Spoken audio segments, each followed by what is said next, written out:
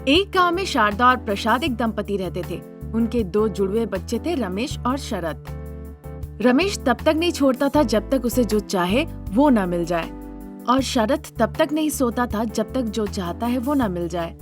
क्योंकि उन दोनों के ऐसे बच्चे थे, इसीलिए शारदा और प्रसाद थोड़े परेशान रहते थे। तभी एक दिन प्रसाद कहते हैं, ये बच्चे ऐसे कैसे बड़े हो रहे हैं? सब तुम्हारी शिक्षा है।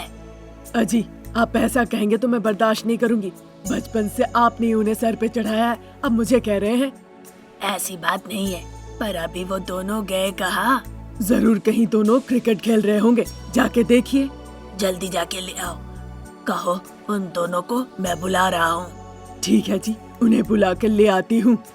ये कहकर शारदा अपने बच्चों को लाने चली जाती है। उन दोनों की हालत देख के बड़ा गुस्सा आता है। वो अपने कपड़े फाड़ चुके थे। उनका ये अवतार देखकर प्रसाद भी बहुत नाराज होते हैं। तुम लोग समझते क्या हो? बहुत महान हो गए हो तुम लोग। और ये कपड़े क्यों फटे? तुम लोग क्या कर रहे थे? ये मेरी बात नहीं सुन रहा था, मुझे मारने आ रहा था। मैं ऐसा नहीं मारना चाहता था। मैंने छक्का मारा तो कहने लगा कि मैं आउट हो गया हूँ। बॉर्डर लाइन में मैंने उसका कैच पकड़ लिया तो आउट हुआ ना। फिर भी वो कह रहा है कि 6 है और सबके सामने मारने भी आया। पिताजी, मैंने 6 मारा पर वो बॉर्डर के उस पार जाके पकड़ा। इसमें मेरी क्या गलती है? उसकी गलती है, इसीलिए मैंने उसे मारा। फिर उसने मेरे कपड़े फाड़ दिए। नहीं पिताजी, ये झूठ बोल रहा है। ची ची ची ची, तुम्हारी उम्र क्या है? इस उम्र में तुम्हारी शादी हो जानी चाहिए थी, बच्चे हो जाने चाहिए, और तुम लोग लड़ रहे हो। कल तुम्हारा इंटरव्यू है ना, उसकी तैयारी की है? हाँ पिताजी, मैं तैयार हूँ। मुझे तैयारी की जरूरत नहीं है, आप बस देखिए मैं नौकरी कैसे ले लेता हूँ। पिताजी के सामने थोड़ा सम्मान से बात करो, ऐसे कैसे बोल रहे हो? देखो, कल के इंटरव्यू के लिए तुम लोग तैयारी करो या ना करो, पर तुम्हें वो नौकरी लेके आनी होगी। ऐसा कहकर प्रसाद वहाँ से चला जाता है। शारदा दोनों बेटे को बुलाकर कुछ अच्छी बातें कहती है। देखो बेटा, तुम्हारे पिताजी बहुत दुखी है। उन्हें मैंने कभी इससे पहले ऐसा नहीं देखा। अच्छे से तैयारी करो और नौकरी लेकर ही आना। ठीक है माँ। तुमने कुछ नहीं बोला? ठीक है, देखता हूँ माँ। ऐसा कह के शरद वहाँ से चला जाता है। अगले दिन दोनों, रमेश और शरद, इंटरव्यू के लिए जाते हैं और वहाँ दोनों का ही चयन हो जाता है। शारदा को आके वो खुशी खुशी ये बात बताते हैं। ये सुनकर प्रसाद भी बहुत खुश होते हैं। बहुत अच्छी खबर सुनाई है। अब क्योंकि तुम्हारी नौकरी लग गई, मैं तुम्हारी शादी कराऊंगा। तुम्हारे रिश्तेदार की बेटी अनामिका, वो कल यहाँ आ रही है। कुछ काम के सिलसिले से आ रही है, 1 हफ्ते के लिए। मुझसे परेशान मत करना, हमारी गेस्ट है वो। शारदा, इस बात का तुम अच्छे से ख्याल रखना। प्रसाद की बातों पर दोनों बेटों ने अपना सर हिलाया और फिर वहाँ से चले गए। अगले दिन अनामिका उनके घर आती है। अनामिका बहुत ही खूबसूरत लड़की थी। प्रसाद और शारदा को वो बहुत पसंद आती है। मुझे आशीर्वाद दीजिए माँ जी, पिताजी। खुश रहो बेटा, जब तक तुम्हारा काम खत्म नहीं हो जाता तुम यहीं पे रहो। तुम्हारी चाची अच्छे से तुम्हारा देखभाल करेगी, ठीक है? ठीक है अंकल जी। देखो बेटा, तुम इस कमरे में रहो। सामने वाले कमरे में मेरा बेटा रहता है। उसे कल ही नौकरी लगी है, रात में आएगा। तुम अभी विश्राम करो। ठीक है आंटी। रात के खाना खाने के बाद वो जब अपने कमरे में लौट रही थी, रमेश उसके सामने आ जाता है। अनामिका को रमेश बहुत पसंद आता है। रमेश भी अनामिका को देखकर मुस्कुराता है। कंग्रेचुलेशंस, कल ही आपको नौकरी लगी है ना? हाँ, पर आपको कैसे पता? हाँ, माँ ने बताया है। तुम मेरी माँ को माँ कह रही हो, फिर मुझे कुछ और तो नहीं कहोगी? और ऐसे क्यों शर्मा रही हो? ऐसी कोई बात नहीं, मैं आपको पहले से नहीं जानती थी ना, इसीलिए कुछ कह नहीं पाई। अब से मैं आपको एजी कहूंगी। इस तरह अनामिका और रमेश ढेर सारी चीजों के बारे में बातें करते हैं। 1 हफ्ते के बाद अनामिका का काम खत्म हो जाता है तो अपने गाँव लौट जाती है। फिर अनामिका के घर वाले आके अनामिका की शादी तय कर देते हैं और रमेश अनामिका दोनों की शादी हो जाती है। एक बार में सब कुछ हो गया। प्रसाद और शारदा अपनी नई बहू को देखकर बहुत खुश होते हैं। घर में उत्सव का माहौल होता है। अब सबके सामने, क्योंकि अनामिका अपनी दिल की बात नहीं कह पाई, इसीलिए अपने पति रमेश को वो छत पे ले जाती है। छत पे अनामिका रमेश के लिए इंतजार कर रही थी। थोड़ी देर में रमेश वहाँ आ जाता है। इतना लेट क्यों किया? क्या हो गया था? ऐसा कुछ भी नहीं, मैं तुम्हें बहुत पसंद करता हूँ। तुम्हारी मुस्कुराहट बहुत अच्छी है। जब भी मैं तुम्हारी आंखों में देखता हूँ तो सारी परेशानियाँ भूल जाता हूँ। बहुत हो गया, चुप कीजिए। अभी तक शादी के 24 घंटे भी नहीं हुए हैं और आप अभी से मक्खन मार रहे हैं मुझे। क्या बात है, क्यों इतना मक्खन मार रहे हैं मुझे? अनामिका रमेश जब बातें कर ही रहे थे तभी वहाँ शरत आ जाता है। क्यों अनामिका, उससे क्यों बात कर रही हो? पहले उसे यहाँ से भेजो। अनामिका उन दोनों को देखकर आश्चर्य हो जाती है। तब उसे समझ में आता है ये दोनों जुड़वा है। क्या तुम लोग दोनों जुड़वा हो? मैं 1 हफ्ते यहाँ रह कर गई पर मुझे समझ भी नहीं आया कभी। अनामिका, वो ज्यादा घर पे नहीं रहता है, इसीलिए तुम उसे ज्यादा नहीं जान पाई। क्या बात कर रहे हो तुम? अनामिका मेरी पत्नी है और मेरी पत्नी से तुम ऐसी बातें कर रहे हो? हे, मुंह संभाल के बात करो, नहीं तो मैं तुम्हारा थोबड़ा तोड़ दूंगा। क्या करोगे, क्या करोगे? मुझे मारोगे? रमेश और शरत एक दूसरे के कपड़े पकड़ के खींचाखींची करने लगते हैं। अनामिका उन दोनों को रोकने की कोशिश करती है। तब तक शारदा वहाँ आ जाती है। अरे रुको, ये सब बंद करो। ये कोई खेल नहीं जो खेलते हो, ये जीवन है। सासू माँ, इन दोनों में से मेरा पति कौन है?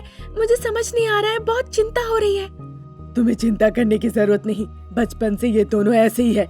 जब भी किसी चीज को इन दोनों को चाहिए होता है, ये दोनों इस तरह से ही लड़ाई करते हैं। ये दोनों बस लड़ना जानते हैं। अनामिका, तुम डरो नहीं, मैं तुम्हारा पति हूँ। नहीं अनामिका, मैं तुम्हारा पति हूँ।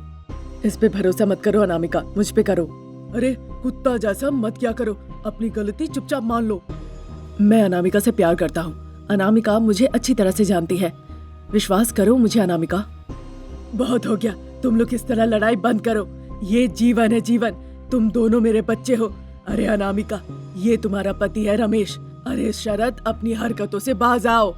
चिची, तुम हमेशा ऐसे ही हो, हमेशा अच्छा चीज उसे ही देते हो। तुम मुझे हवा में छोड़ देती हो, तुम्हारा पति भी ऐसा ही है। रमेश और अनामिका एक हो जाते हैं। शरत अपनी माँ शारदा को तरह तरह की बातें कहता है। तभी अनामिका की बहन नंदिनी वहाँ आती है। छोटे जीजा जी शरत, मैं हूँ ना, आप मुझे भी प्यार कर सकते हैं। ऐसा सुन के शरत वहाँ से भागने की कोशिश करने लगता है। नंदिनी उसके पीछे जाती है। ये देखकर अनामिका, रमेश और शारदा हंसने लगते हैं।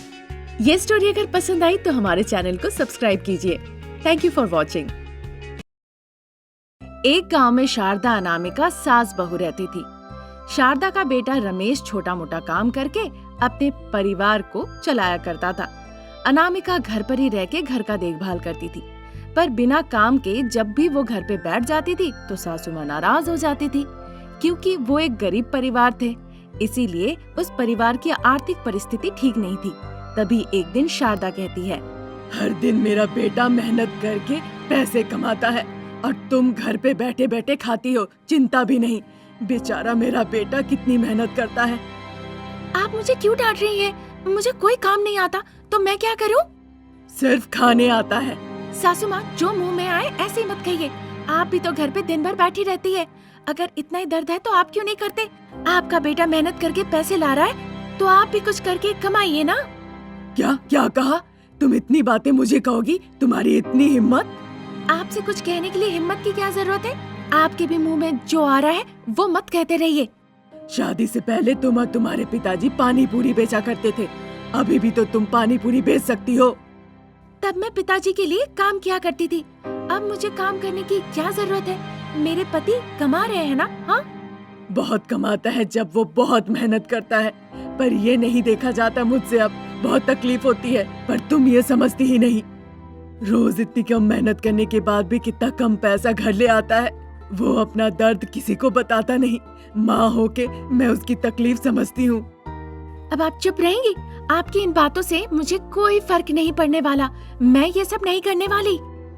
अनामिका शारदा जब ऐसी बातें कर ही रहे थे तभी रमेश घर लौटता है। रमेश बहुत उदास होके घर लौटता है। रमेश की हालत देखकर शारदा रोने लगती है।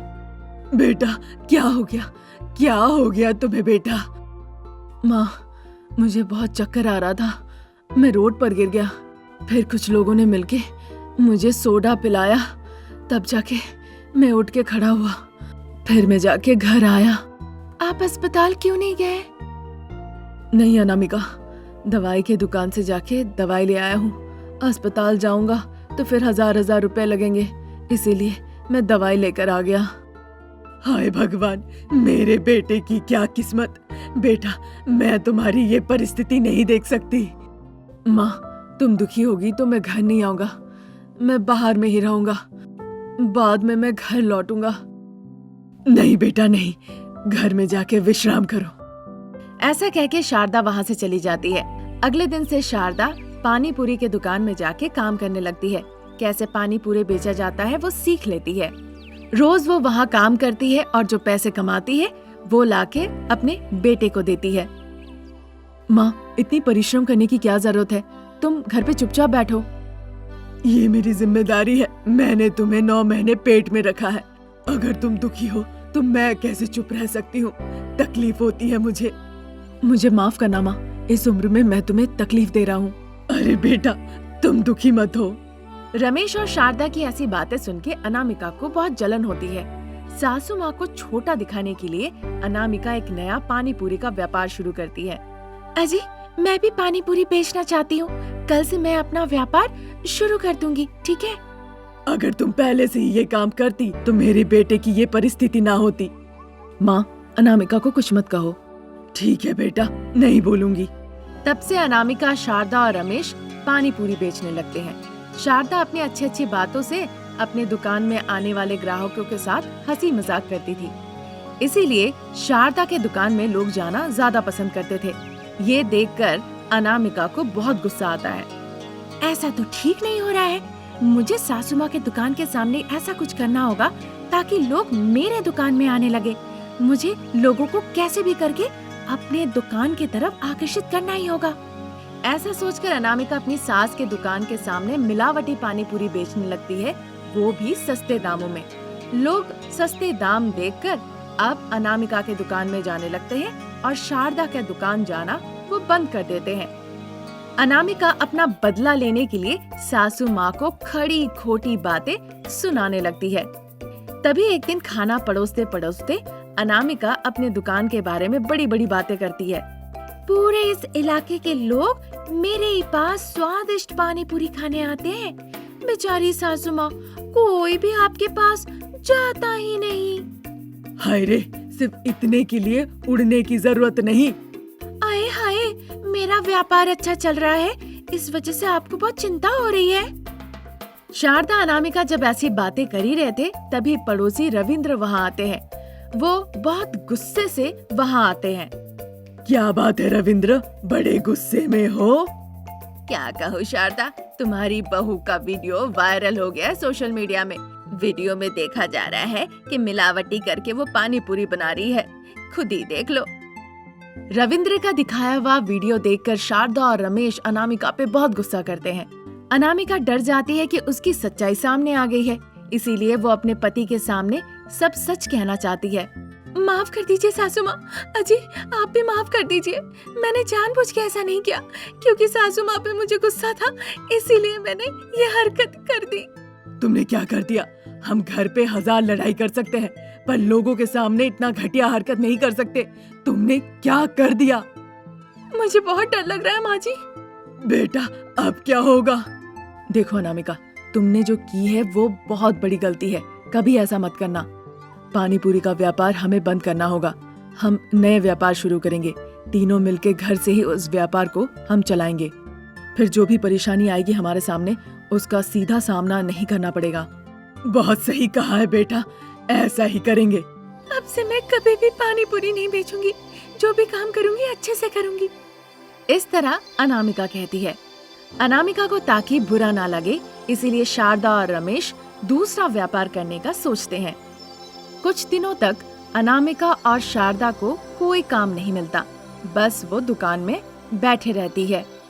वो तीनों दुकान में बैठे रहते हैं, पर वो खुश थे। अनामिका में आखिरकार परिवर्तन आया, ये देखकर शारदा बहुत खुश होती है।